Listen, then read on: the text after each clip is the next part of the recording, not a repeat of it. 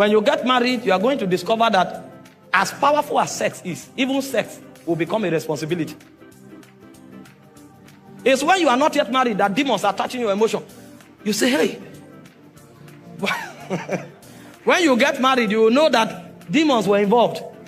You saw the lady's leg, you say, Jesus.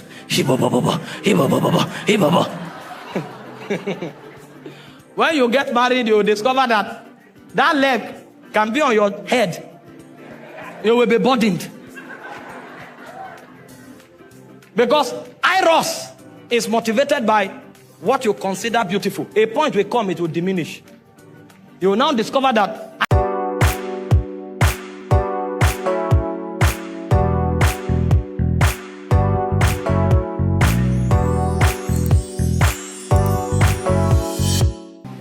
I told you, after we married, 3 months later, we had a little quarrel. And I told myself, what? It's not this lady that saw me and was relating with me as an apostle. Is now arguing with me. I went back to understand what was going on. You are arguing with me? After 3 months? My God. I told myself, no, this can't continue for how long? I can't take this. My God. I will show you the purpose of marriage. Then I will talk this thing. You will know something. I locked up partake. Do you know me? Do you know me? Me that can be in one room for 3 months. You try me. You will suffer here.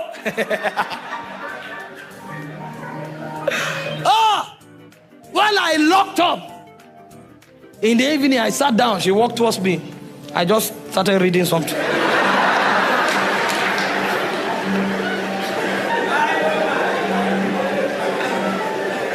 She now knelt down and apologized. Ah!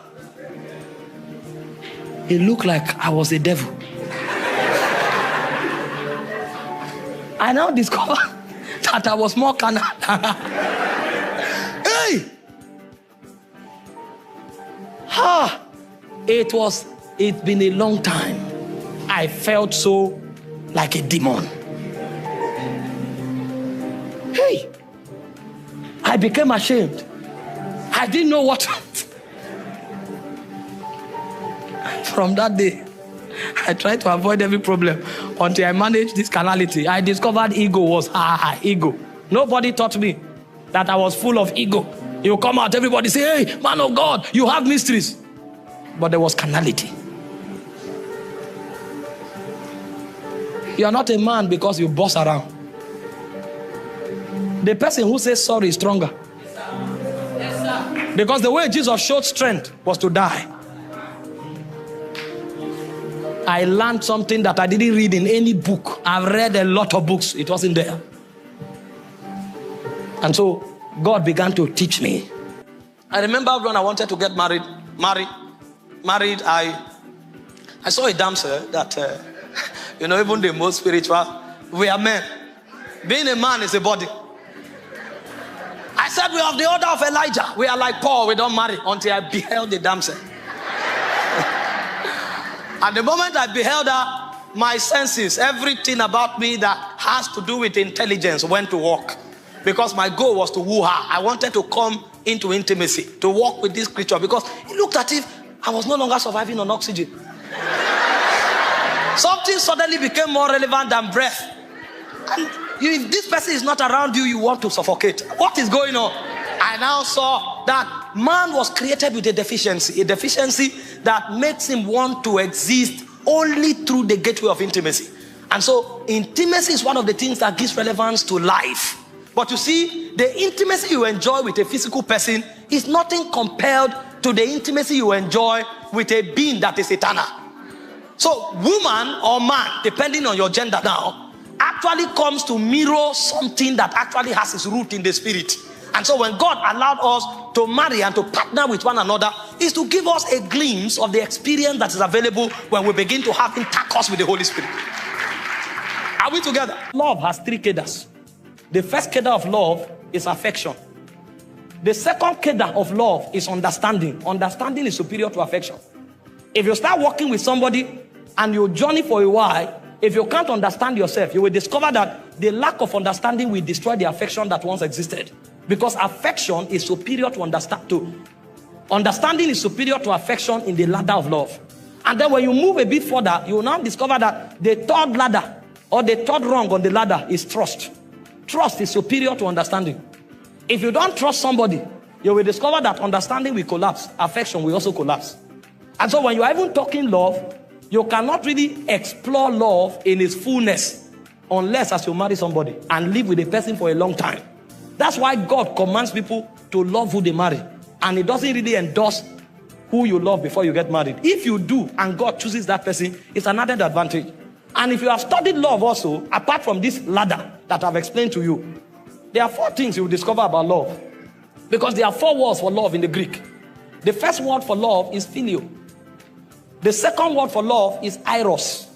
The third word for love is storge. And the fourth word for love is agape. Love is deeper than the feeling. The word phileo is a kind of love that is created by circumstance. And that kind of love runs on emotion. So if I'm in a place with somebody for a while, because that location kept us in that place, we are going to discover that there are few things that connect us.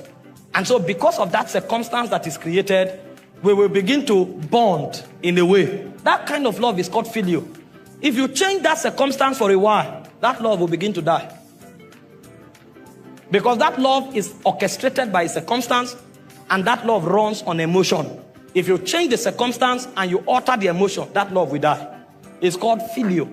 Friendship operates at that level. And then you have what we call eros. Eros is romantic love. Romantic love is motivated by your definition of beauty. It's an affection that goes in the direction of what you consider to be beautiful. And so, for example, if you consider a fair complexion to be beautiful, when you see somebody that is fair, you will get to develop that kind of affection towards that person. But over time, you will discover that because the glory of man diminishes, a point will come when that affection won't mean, that look won't mean much to you anymore. And ask those who are married, they will tell you. When you get married, you are going to discover that as powerful as sex is, even sex will become a responsibility. It's when you are not yet married that demons are touching your emotion. You say, hey.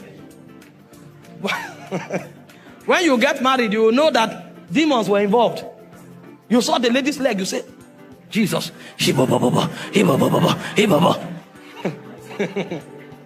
When you get married, you will discover that that leg can be on your head. You will be burdened. Because eros is motivated by what you consider beautiful. A point will come, it will diminish. You will now discover that eros is not enough to bond you. That's why those who run to marriage because of sex, after 1 month, they run out. And the people you meet before you get married, most times, is phileo and eros you feel for them. The higher kind of love is called storge and agape.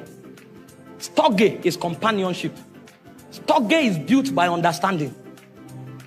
Storge is not dependent on emotion. That's why people who have understanding, when they become old, at 70, you will see them hold themselves, walking together. It's called companionship. There are 2 things that bet storge. One is understanding, another is covenant. And covenant runs on blood. So the relationship you have with your brother and your sister is called storge. That love originates from your bloodline. And so you will discover that you will live with your brother for many years. Even if you fight, a point will come, you will need that person. And if you are quarreling and the person dies, you can't sleep. You will not feel it in your mind. It will be a weight on your chest. If you have lost somebody before, you will know. Because that covenant is breaking. And so that detachment will create a weight on you that you can't define. Because that kind of love is covenant oriented, and it is also based on understanding. It is when you get into marriage that you can build storge. There's no way you can build storge before marriage. Because marriage is prosecuted on covenant. And that covenant is enacted on the altar before God, and it is consummated on the bed of affection. And then as you walk with that person over time, you will now begin to build understanding. You will now discover that if that person can discern you and you can discern the person, a kind of love that you can't define begins to grow. You just know, it looks as if you become dependent on yourself so much that you can't do without each other. You can be together for 2 days. There's no Eros operation. There's no sex. But you are gisting and talking to yourself as though sometimes you even gossip with one another. What's happening is talking. You will discover that in one day, you talk to yourself more than 20 times. And it's not that initial.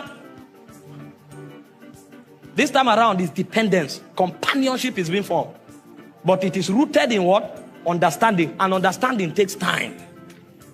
And it's also rooted on covenant. And there's no covenant before marriage. So you can't enter the realm of storge until you get married. And then the final one is agape. Agape is sacrifice. Agape is self-denial. The reason you can build agape is not even because you have a connection with that person. Why filio is generated by circumstance, Eros is generated by your definition of beauty, storge is defined or generated by understanding and covenant, agape is external.